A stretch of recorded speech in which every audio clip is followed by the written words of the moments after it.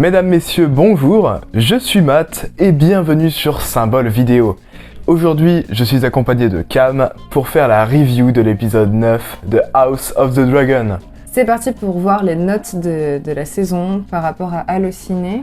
Yes, par rapport à la semaine dernière, en tout cas, sur Allociné, on est sur une note de presse de 3,2. Quant à la note spectateur, elle est de 4. Donc c'est plutôt honorable, mais je suis quand même un peu surpris que la note spectateur, que la note presse soit aussi basse. Ouais, c'est vrai. 3,2, ça me semble assez étrange, surtout au vu du niveau de qualité de la saison. En tout cas, pour ce qui est de Metacritic, on est sur du 69 sur 100. Donc là déjà, ça rend un peu plus honneur à la série, on est plus autour des 4 sur 5 de la note spectateur d'Allociné. Et en tout cas, sur un user score, on est sur une note de 5 sur 10. Donc c'est plutôt moyen, ça me semble pareil, un peu étrange. Mais en tout cas, voilà, c'était les notes de cet épisode. Elles ne sont pas vraiment représentatives, à part la note presse de Metacritic. Bon, en tout cas, nous, on va maintenant vous livrer notre avis / critique sur l'épisode. Et vous allez voir, on a des choses à dire.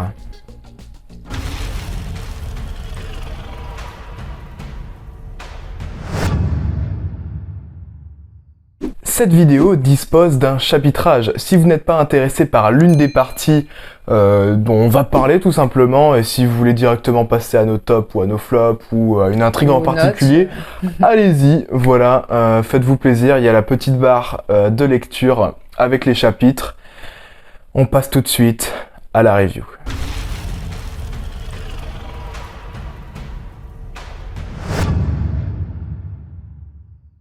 On commence cet épisode avec un garçon qui va voir Thalia, la servante d'Alicent, pour lui annoncer la mort du roi. Effectivement, c'est peut-être un petit oiseau de Mysteria qui se balade, on ne sait pas. En tout cas, on a l'annonce... Très fortement suggéré quand même. C'est ça, je pense.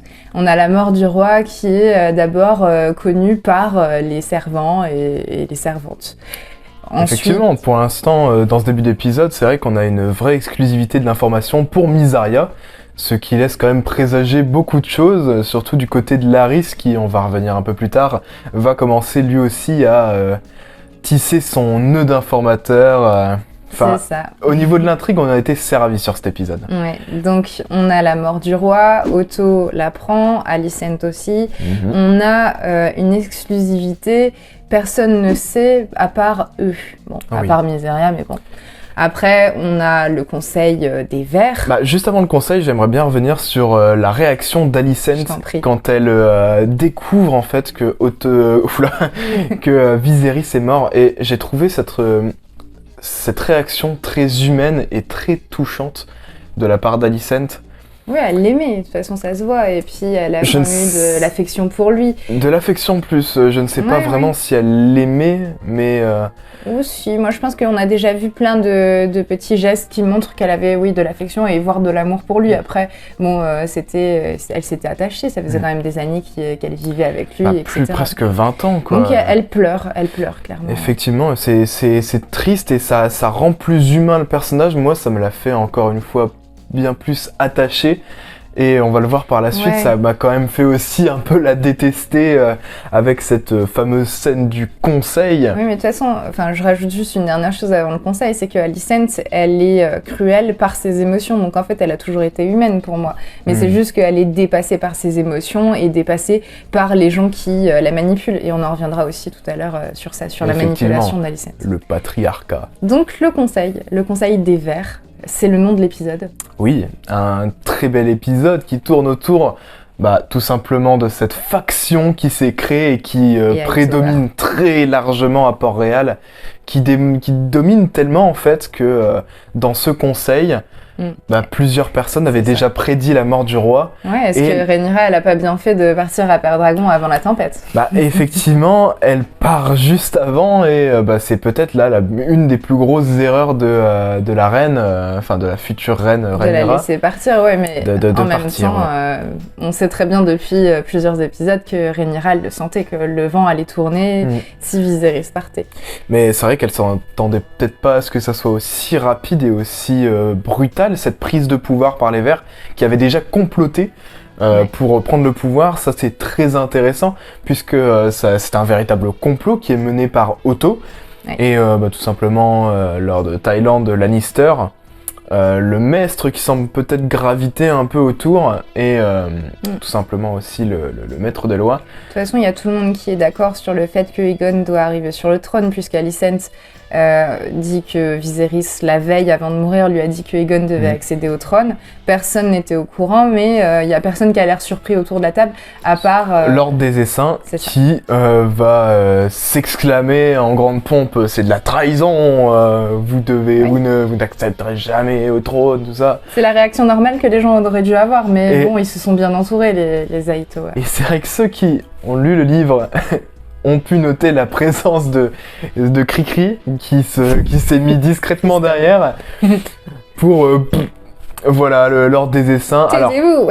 C'est ça, mais c'est vrai qu'il y a une petite différence dans le livre, il lui tranche la gorge, mais là il lui plante le truc dans l'œil. Au début j'étais un peu pas forcément satisfait de ce choix, mais en y repensant, le fait d'utiliser les petites sortes de pierres d'éléments du décor pour buter des essaims, et bah moi ça me parle en fait, tu vois. Mais est-ce que ça reste pas libre, ça laisse pas libre interprétation, dans le sens où dans le livre, vu qu'il l'écorche, il y a beaucoup de choses qui sont libres d'interprétation. Voulu, donc c'est voulu dans le livre, mais là en fait on dirait que c'est pas voulu, donc.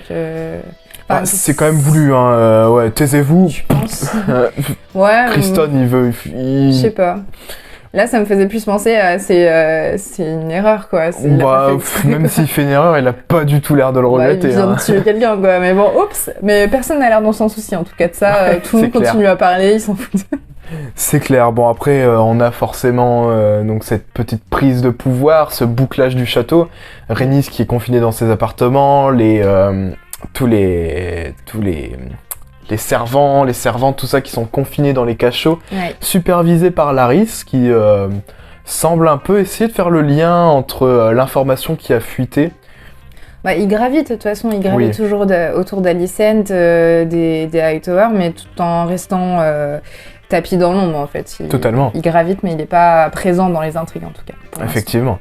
Donc après tout ça, tout simplement, Alicent va annoncer la nouvelle à ses enfants. Et Helaena, et on a aussi Aemon qui arrive. Helaena, elle semble dans un petit trip en tout cas, où elle dit la bête tapis dans l'ombre. La bête est encore tapis dans l'ombre, et c'est la seule chose qu'elle va dire à la mort du roi, quoi, à l'annonce de la mort de son père. Ouais. Et forcément, on se dit que ça y est, c'est Vert-Blanc qui est derrière. Oui, Mysaria. On aura confirmation plus tard, mais... Très probablement, ouais. Je pense clairement que c'est Vert-Blanc. Et on a l'arrivée de Aemon qui tout fringant, arrive encore avec ce regard qui en dit long, quoi. Lui, il le sait. Ça y est. Ouais, il le sait. Et là, je pense que c'est le moment où aussi Aemon se dit qu'il a peut-être des prétentions à faire valoir, des choses qu'il peut mettre en avant. Mais tout ça, ça concerne la disparition d'Aegon, le prince.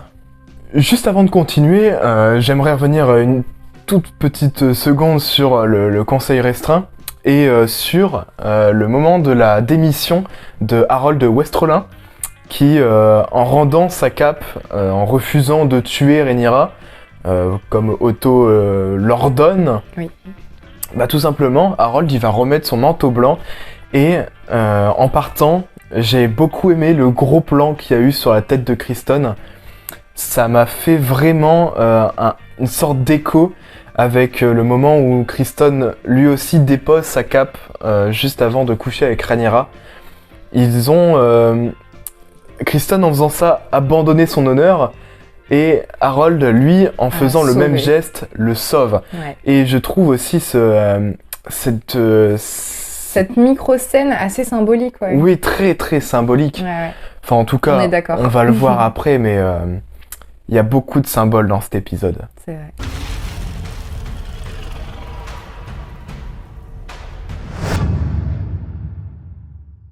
On a deux groupes qui se forment puisque le roi est mort. Alicent veut Aegon sur le trône. On recherche Aegon. Où est-il? Puisqu'Helaena ne sait pas où il n'est pas dans sa chambre. Tout le monde va partir à sa recherche, mais c'est divisé en deux groupes. Donc on a Criston et Aemond. Et on a Arik et Eric. Donc Arik et Eric qui sont envoyés par Otto et Kristen et Aemon qui sont envoyés par Alicent. Ouais. Puisque Otto a des prétentions aussi, Alicent a l'air un petit peu divisée par rapport à son père. Elle est moins radicale que Otto. Otto, il est vraiment dans l'action. Et ce qui dénote un peu avec les livres, puisque dans les livres, Otto n'est pas aussi réactionnaire et en tout cas aussi prompt à agir de manière violente. Ah oui, Otto, il veut la mort de Rhaenyra. Alicent, elle s'y est opposée. Donc, carrément. C'est un peu les distinctions qu'on peut avoir. Effectivement. Donc on va voir Cricri avec son petit chapeau. Son petit chapeau. Alors... C'est ridicule. Ah franchement, on a rigolé avec son petit chapeau, c'était vachement drôle. Ça m'a vraiment fait penser à Chapeau de Cricri, il aurait mis ça s'il était allé visiter les orangeries à Essos. C'est sûr et certain. Enfin bref, on a aussi... Il a aucune dégaine avec ça. À côté, t'as Aemon avec sa cape qui fait penser à Daemon. Oui, de toute façon, ça rapproche encore plus les deux personnages.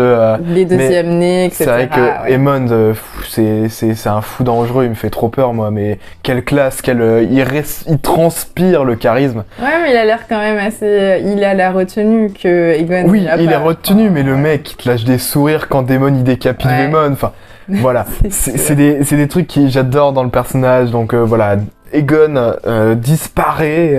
Il est sûrement allé partir se foutre je ne sais où. Donc on a...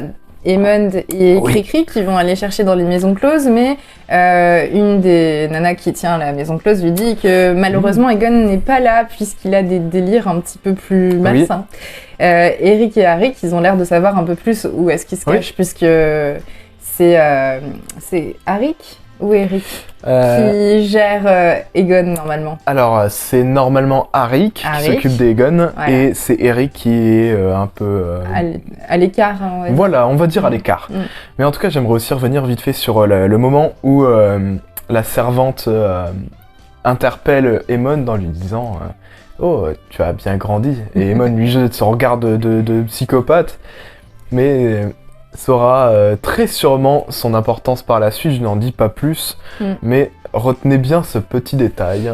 Voilà, donc ils s'en vont, Arik et Eric arrivent dans une sorte d'arène de combat, C'est ça, avec des enfants qui ont à peine la dizaine, qui ont les dents limées, les ongles poussés, qui se battent. Oui. Voilà, et on voit le bâtard de Aegon. Et on sait que ce n'est pas le seul, mais on voit surtout, cette scène nous démontre surtout que la pauvreté et la misère qui règne dans Port-Réal, le non-droit, malgré, tout simplement depuis que les manteaux d'or de Daemon ne sont plus gérés par Daemon, mais plus par Otto et les membres de la reine, c'est plus le zouk. Géré, on va dire, c'est plus le bordel.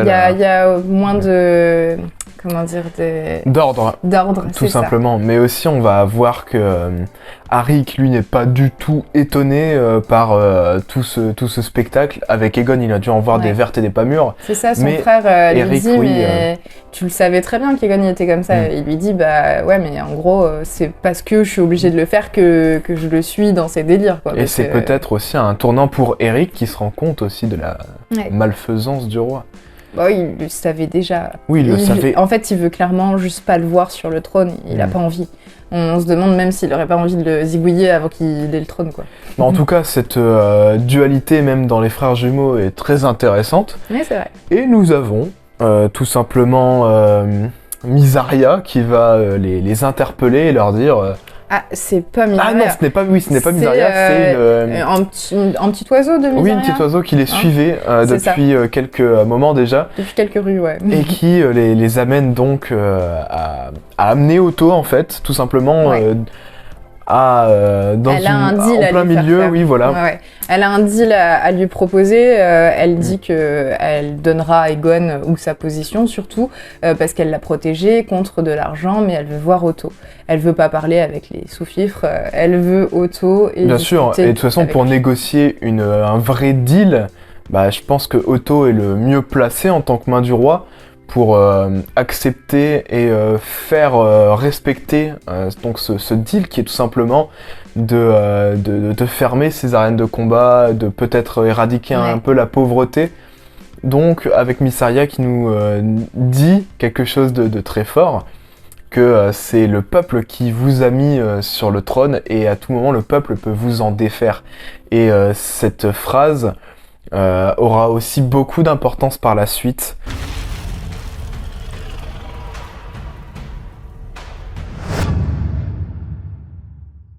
Juste après la révélation de l'information de Mysaria, le ver blanc, qui indique donc où se trouve Aegon, les deux jumeaux Cargill se rendent donc dans le grand septuaire où ils semblent être cachés sous une table.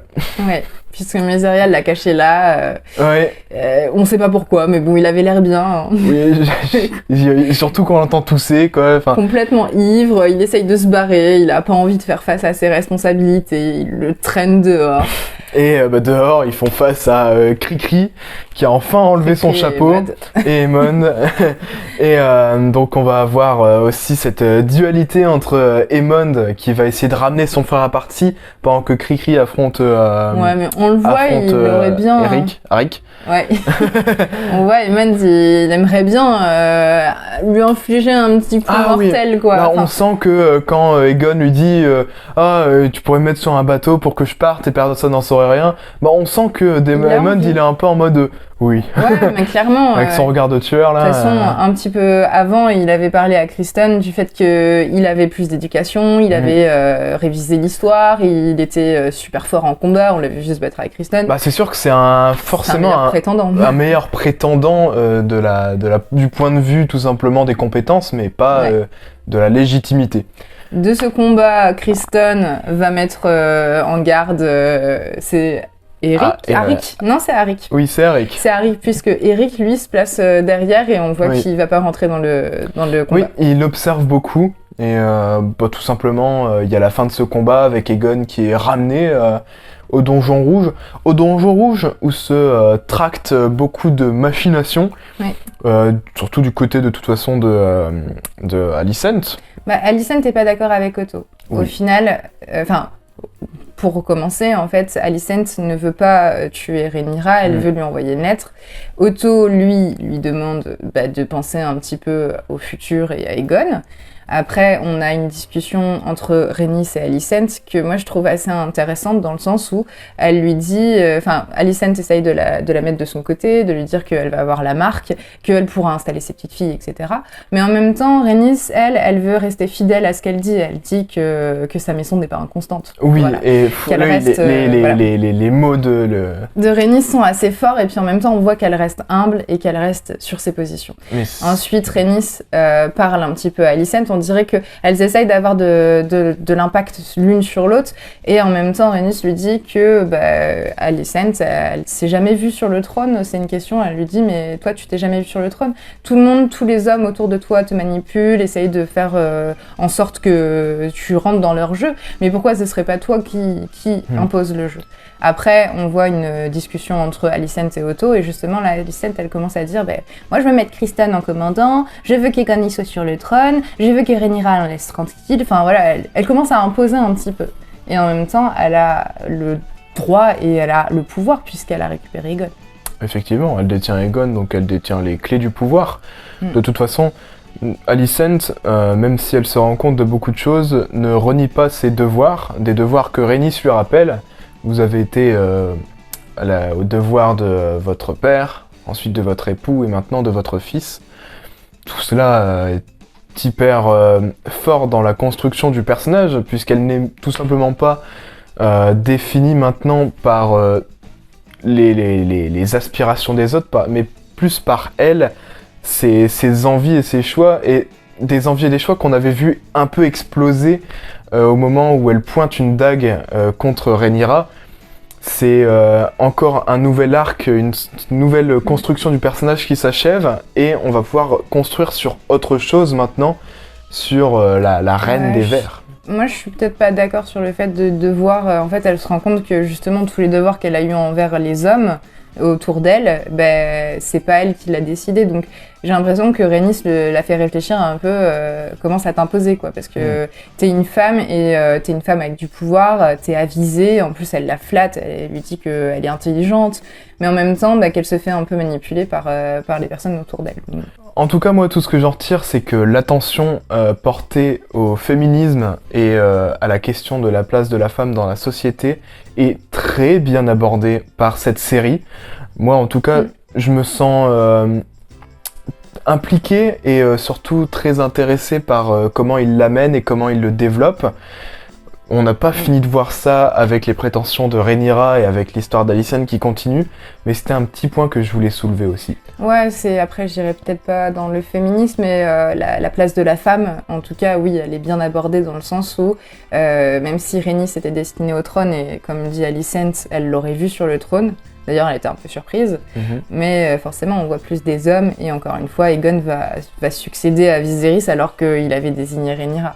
Donc il y a une vraie question de la place de la femme, c'est assez intéressant et en même temps on n'en fait pas des tonnes, donc c'est assez cool.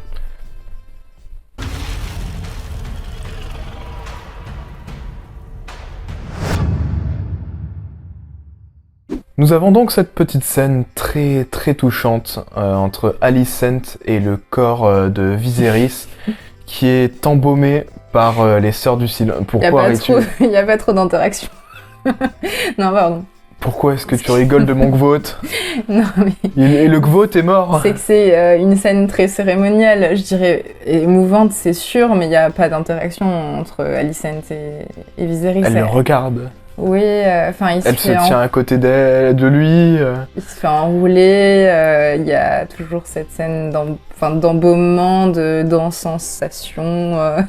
Après les pleurs d'Alicent, quand elle apprend la nouvelle, le fait que son regard, son jeu traduit tout en fait, traduit toute la peine qu'elle a. C'était une blague en fait que je faisais, mais c'est pas grave. Personne ne touche au gvote. Ouais, je te jure. Non mais effectivement c'est une scène très émouvante. Oui, c'est super émouvant, mais bon, après on a aussi Alicent qui va faire du pied à Larys. Ah, cette tu scène... Tu voulais des blagues, hein? Non mais cette scène était hyper malaisante. Ah c'est des dérangés dans cette série et c'est tellement bien fait, tellement bien représenté.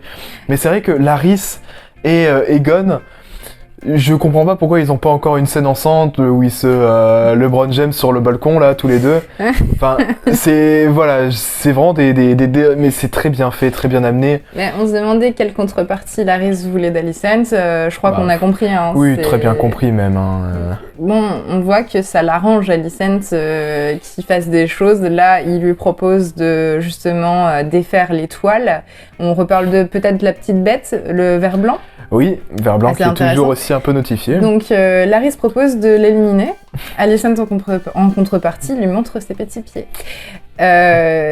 S'ensuit une petite scène de masturbation en dessous de la cape, là, très très dérangeant, mais on comprend qu'elle va arriver à ses fins. C'est clair. Otto l'a compris aussi, il a commencé à comprendre un petit peu ce qui se tramait entre les deux, qui passait beaucoup de temps avec la reine. Est-ce qu'à chaque fois qu'ils se voient, ils font ça? Je ne sais pas. Je pense pas quand même. Hein. Après, elle avait peut-être l'air un peu habituée. Elle avait l'air un peu habituée, effectivement.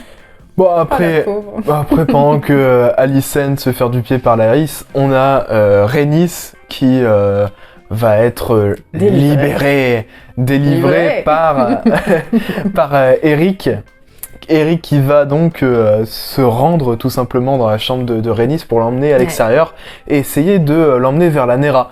Ouais. Mais quelque chose qui va lamentablement échouer alors que les Manteaux d'Or rassemblent une foule compacte devant Fosse Dragon. C'est assez long du coup de descendre en bas parce qu'il faisait nuit, ils sont arrivés, il faisait jour. T'as beaucoup de gardes, c'est très loin. Ouais, ça a dû mettre du temps hein, parce que vu que là ils arrivent en bas, il fait jour. Bon, tant pis, ça échoue, ouais. Oui, c'est moins pire quand même que l'apparition du jour en 5 minutes dans les Anneaux de Pouvoir, mais c'est une autre histoire.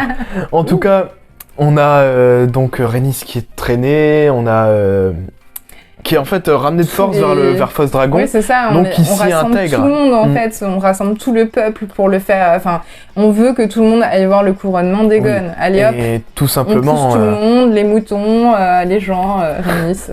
Les moutons, peut-être une petite référence à les moutons qui parlaient dans l'épisode 8. Sûrement. Bon, en tout cas, c'est toujours aussi drôle les moutons.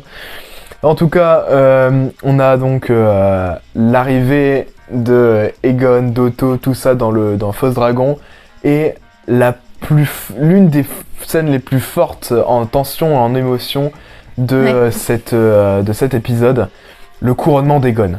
Donc le couronnement d'Aegon avec la couronne du conquérant. Donc, Aegon le conquérant. Qui a un style assez différent de ce qu'on peut nous proposer dans les petits dessins animés des bonus de Game of Thrones, mais qui est quand même très très joli et très sympa, en tout cas au niveau du design. Et on a cette scène du couronnement qui est fabuleuse, quoi, avec Aegon qui se déplace. Tout à l'heure, si je peux te couper, comme tu disais tout à l'heure, rempli de symboles. Là, on a même la petite scène avec Alicent qui donne la dague dans la voiture, enfin la couronne d'Aegon, on verra plus tard l'épée aussi. Oui, c'est des symboles royaux qui ajoutent de la légitimité à Aegon, lui qui peut en manquer au vu de lui donner de la force, du pouvoir, de la légitimité. Ouais. Après, on a donc cette scène où Aegon s'avance avec les épées qui s'abattent derrière lui, et cette OST magnifique, une OST qui est reprise de celle d'Alicent qui marche dans la grande salle en épisode 5, qui est toujours aussi belle, hein, les musiques de Ramin Djawadi, ça bouge pas, c'est toujours aussi fabuleux et toujours aussi juste. Ça nous change des musiques qu'on a eues dès le départ dans l'épisode qui étaient que du piano, comme tu l'avais dit. Là, on commence à avoir du corps, on commence à avoir vraiment un thème qui est puissant et toute la mélancolie est arrivée vers l'avènement du couronnement. Oui, et les petites trompettes qui jouent le fameux hymne des couronnements, comme on peut l'appeler, qui revenait déjà dans Game of Thrones, qui est revenu quelques fois dans House of the Dragon. Mais en tout cas, voilà, au niveau de la musique, c'est toujours aussi bon. Ouais. On a ce couronnement et Rhaenys qui va se cacher, qui se descend. Déjà, quand elle a vu Fausse Dragon, elle s'est dit « Youpi !» Ah, c'est clair, oui, on a Je vais pas laisser mon dragon. Ce petit smile comme ça. Et elle s'en va, elle va dans Fausse Dragon, bon, on se doute pourquoi. Hein. Et alors que Aegon semble apprécier, en tout cas... son nouveau rôle. Kiffe tellement d'être acclamé par tout le peuple. C'est en tout cas un grand moment pour lui qui détient maintenant de la force du pouvoir et qui en prend conscience totalement. Et il va être maintenant accro à ça, hein, peut-être fini les branlettes sur le balcon. Maintenant, c'est le pouvoir.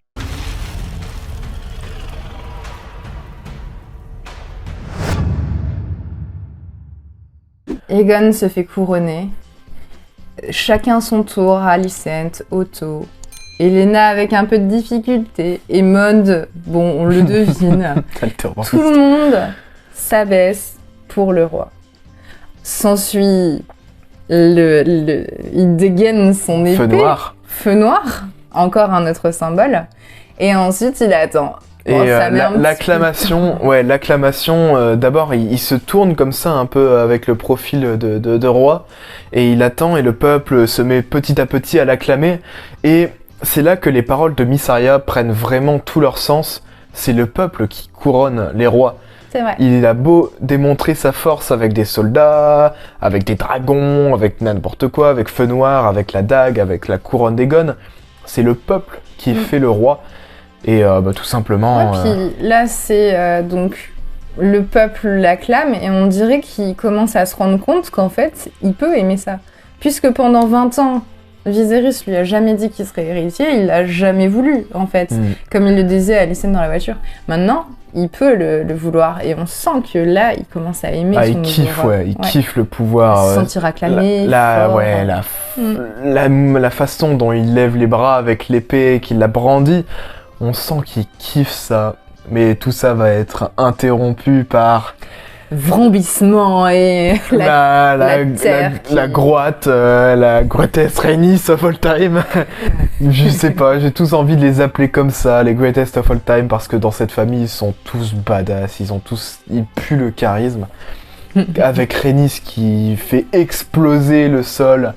Rhaenys explosion qui surgit des fosses de fausses dragons avec son dragon Meleys et qui est magnifique. On s'attendait pas à ça, surtout toi, puisque tu as lu le livre et que dans le livre, elle ne sort pas comme ça. Ça a été acclamé d'ailleurs par Martine qui a beaucoup apprécié cette scène. Absolument, et franchement, j'apprécie aussi. Hein. On est d'accord. On est d'accord que cette scène, on avait dit pas de scène de dragon dans nos tops, mais franchement, on va voir ça loin. après, mais voilà. On n'en est pas loin, franchement, enfin même, oui. Cette scène, elle est incroyable. Et puis, on se demande ce que Rhaenys va faire. Est-ce qu'elle va lancer un petit Dracarys pour...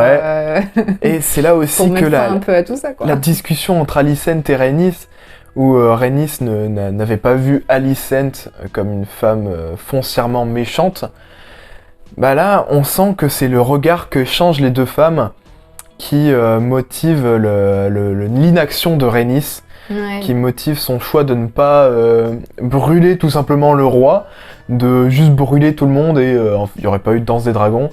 Ouais. Encore un choix désastreux, mais qui mène toujours un peu plus vers le pays, vers la guerre civile. C'était pas son rôle à Rhaenys dans tous les cas. Moi, ça m'aurait dit, bon, ok, d'accord, tout est fini, yes. Enfin, ça aurait été un peu spoil. Une Arya qui tue le roi de la nuit comme ça, genre. Enfin, désolé, mais bon, voilà. On l'a peut-être un peu vécu comme ça. Ouais. Mais bon, tout ça changera. Voilà, moi j'aurais été un peu triste que Rhaenys le fasse. C'est pas son rôle, c'est le rôle de Rhaenyra plus tard et de Daemon aussi, pour moi. En tout cas, Rhaenys va, après avoir échangé ce grand regard, se détourner et s'envoler. Pour son dragon, il réalise aussi une grande prouesse, passer dans des portes... Enfin, il y a 11 gardes de côté pour de ce que j'ai pu compter pour fermer la porte. Donc c'est peut-être un poil irréaliste, ouais, mais ça fonctionne, quoi. J'ai pas allé me poser les questions, c'est du chipotage, mais bon, voilà, le dragon qui frappe... Enfin, moi j'ai trouvé ça stylé, un poil irréaliste, mais c'est pas grave. Bon, après, on peut se dire qu'il baisse ses ailes le temps de passer la porte, mais c'est vrai que bon, on a un petit couac, on se dit ouais, ça passait pas trop quand même. Hein. Bon, en tout cas, les faits sont là et cet épisode se termine avec les portes qui se ferment. Quel épisode. Quel épisode. On va en revenir maintenant à notre conclusion, mais quel épisode.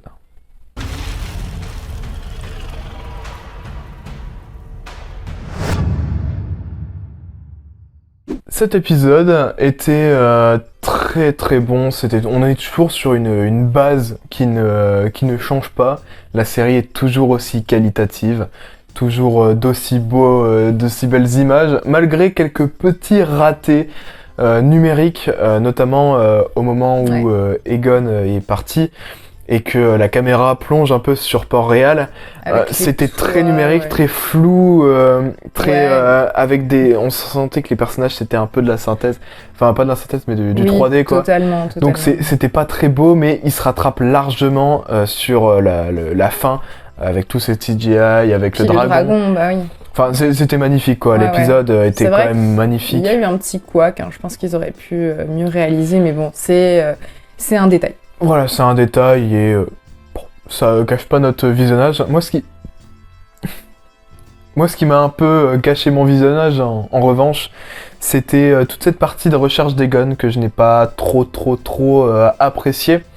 Non pas que la petite arc était nulle, mais je l'ai trouvé sans réel enjeu, à part celui de retrouver Aegon, mais on savait qu'il allait être retrouvé. Il n'y avait pas d'autre enjeu que ça, en fait. Il n'y avait rien qui tournait autour. Ouais. Il y avait juste des personnages qui tendaient à être développés, comme les deux jumeaux Arik et Eric, les jumeaux Cargill, comme la relation entre Aemond et Cricri, Cricri et son chapeau, et Mysaria, le peuple. Mais moi, à part ça... Je suis pas hyper d'accord avec toi. À part ça, j'ai pas trouvé qu'il y avait beaucoup de tension, ni beaucoup d'intérêt. J'étais plutôt... Ah d'accord, bah c'est sympa, d'accord, je regarde les personnages, mais... Bah ouais, non, moi je suis pas d'accord sur cet avis-là. Toi, de toute façon, t'avais bien aimé l'épisode d'avant. Moi, j'ai trouvé un peu lent et fade. C'est vrai que j'adore Viserys, mais je l'avais trouvé longué. D'ailleurs, c'est la pire note que j'avais mis. Le rythme était là, même si c'est vrai que la recherche d'Aegon, bon, c'était peut-être pas ce que t'as préféré. Je trouve que c'est pas forcément une scène hyper importante dans l'épisode. Mais en tout cas, ce qui est bien, c'est que comme tu dis, ça développe les personnages. Il y a du rythme, les scènes s'enchaînent. C'est compliqué, les scènes s'enchaînent.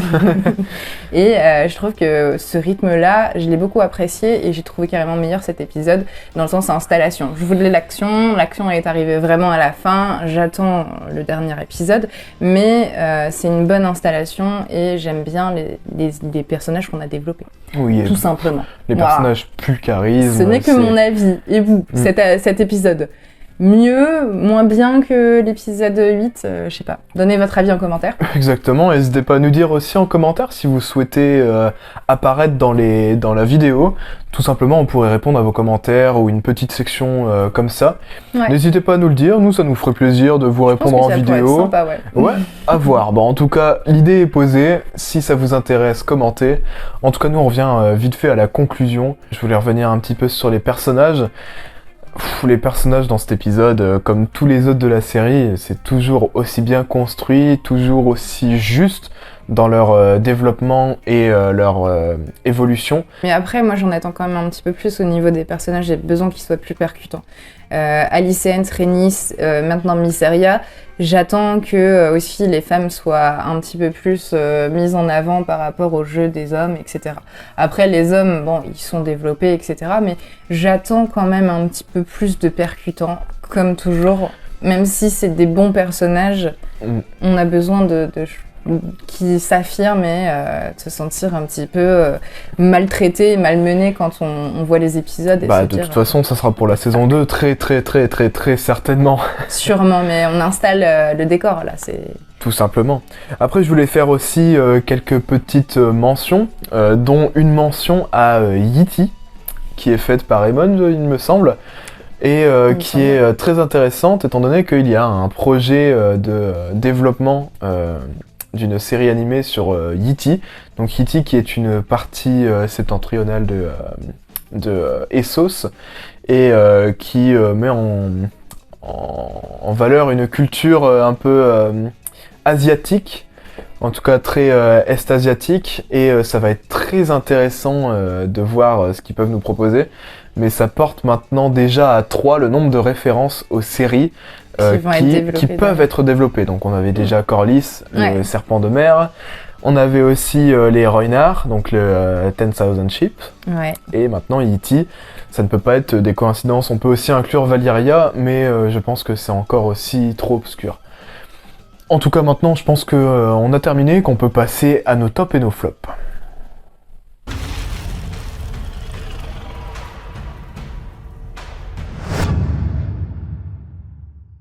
Alors Cam, ton personnage top. Mon personnage top, c'est Rhaenys. Elle reste droite, elle était badass dans cet épisode et en même temps, je trouve que ça avait sens. Les peu de scènes où on l'a vue, j'ai vraiment adoré Rhaenys dans cet épisode. Ah bah surtout, moi c'est le moment où elle dit la devise de notre famille n'est pas être inconstant. Et le ton, le regard, le fait qu'elle est... Tacoten, elle met un gros taquet à Alicent. Elle avait moins d'importance avant et je trouve qu'on lui a redonné son importance dans cet épisode. Mais même Alicent lui rend ça donné. Enfin, voilà. Rhaenys pue la classe, hein, c'était clair. C'est clair. Et toi, ton top? Mon personnage top, on vient d'en parler juste avant. La fameuse Alicent. Encore une fois, je peux pas m'en détacher. Mais amoureux.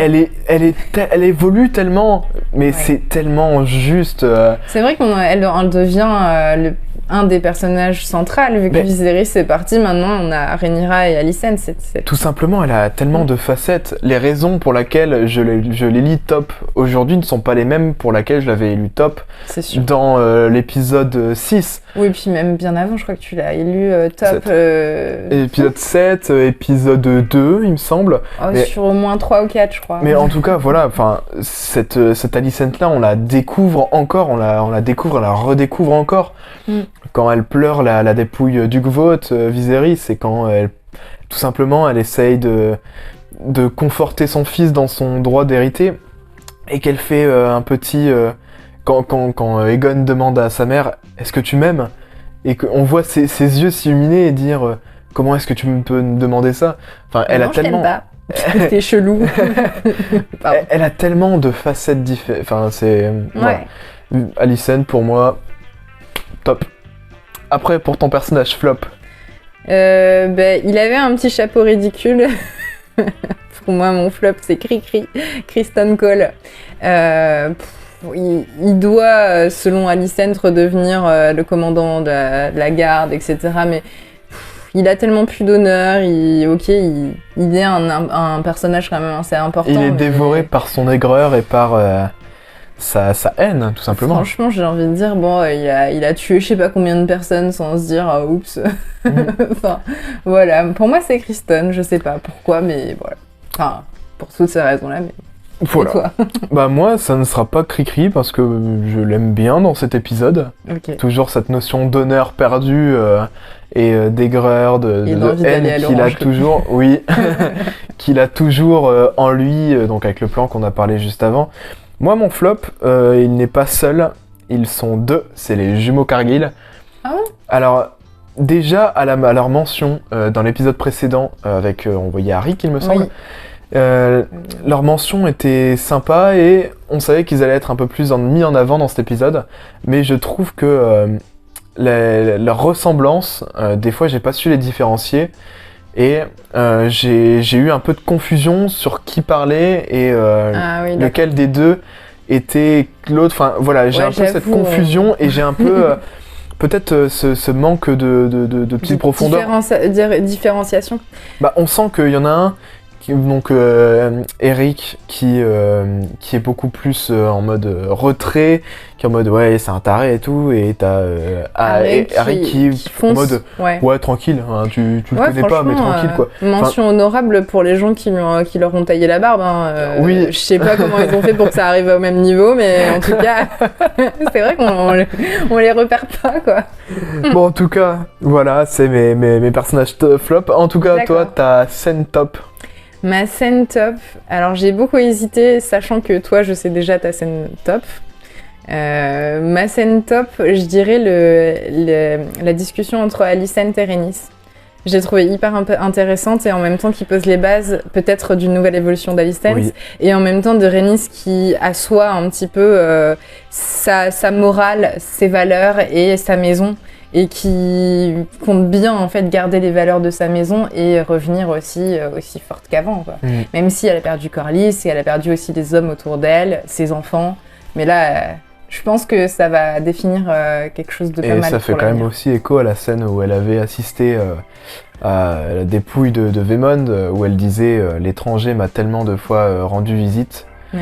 Enfin, ce personnage a tellement une consonance dramatique, enfin j'aime beaucoup ce personnage aussi, mais moi ma scène top c'est évidemment le couronnement d'Aegon puis le de Rhaenys, Rhaenys explosion.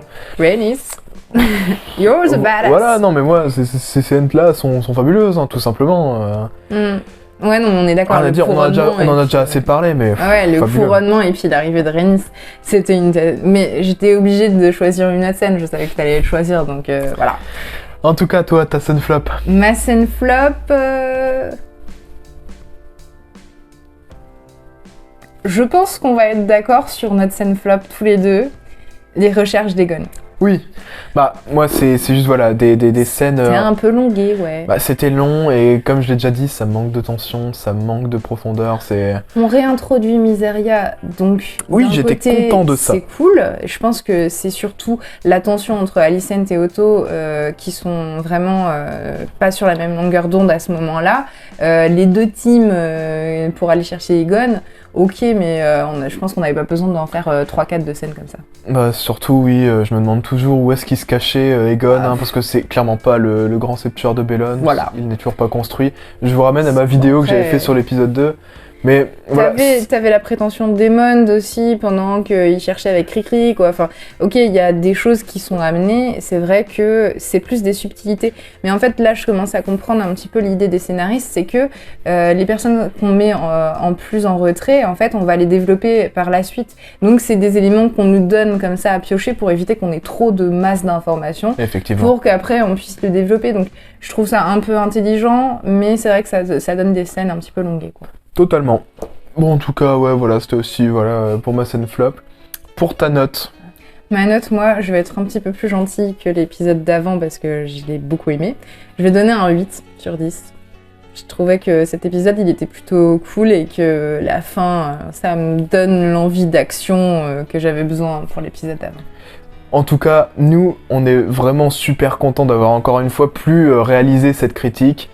Si vous avez apprécié la vidéo ou l'épisode, n'hésitez pas à nous le faire savoir avec les petits pouces, en bas ou en haut, vous connaissez la chanson. Donc tout simplement, on vous dit à la prochaine, prenez soin de vous, ciao.